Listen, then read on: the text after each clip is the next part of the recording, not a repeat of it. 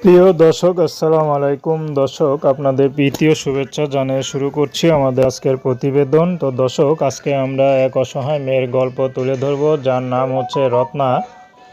রত্নার বিয়ে শাদী হয়নি। রত্নার দুইটা বোন, রত্নাই বড়। রত্নার মা আছে, মারা রত্নার আর পৃথিবীতে কেউ নেই। তো রত্না এখন ইউটিউবে এসেছে ভালো একটা জীবনসঙ্গীর আশায়, কারণ রত্নার বিয়ে হচ্ছে না, অভাবের সংসার। কারণ রত্না পার্লারে যা কাজ করে, টুকটাক যা বেতন পায় তা দিয়ে সংসারটা কোনো মতে ধরে রেখেছে, কিন্তু এখন যে যৌতুক দিয়ে বিয়ে করবে সেটা পারছে না। তো রত্না চাচ্ছে কোনো বিবাহিত বা বয়স্ক পুরুষ, কারণ তারা নাকি যৌতুক ছাড়া বিয়ে করে।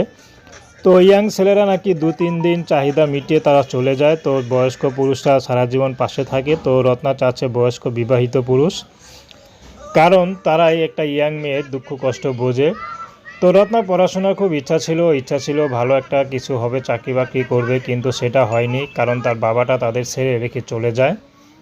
তো রত্নার ছোট বোনটা মাদ্রাসায় পড়ে। তো রত্নার মা এখন কিছু করে না, আগে বাসা বাড়িতে কাজ করত। তো বাসা বাড়ির কাজের পাশাপাশি রত্নাকে একটা পার্লারে লাগিয়ে দিয়েছিল। পার্লারের কাজ শিখে এখন রত্না ভালোই মোটামুটি কাজ পারে। তো এখন আর তার মাকে কাজে দিচ্ছে না। তো রত্না চাচ্ছে তাই তিনি সংসার চালাবে। তো বর্তমানে রত্না বিয়ে শাদীর জন্য ইউটিউবে এসেছে, ভালো মানুষ পেলে বিয়ে করবে। তো প্রেম, ভালোবাসা, সাহায্য সহযোগিতা, বিয়ে শাদী করা একান্ত আপনাদের ব্যক্তিগত ব্যাপার। আসুন আমরা 5 ওয়াক্ত নামাজ পড়ি, সর্বদা দেশের সেবা করি। আসসালামু আলাইকুম।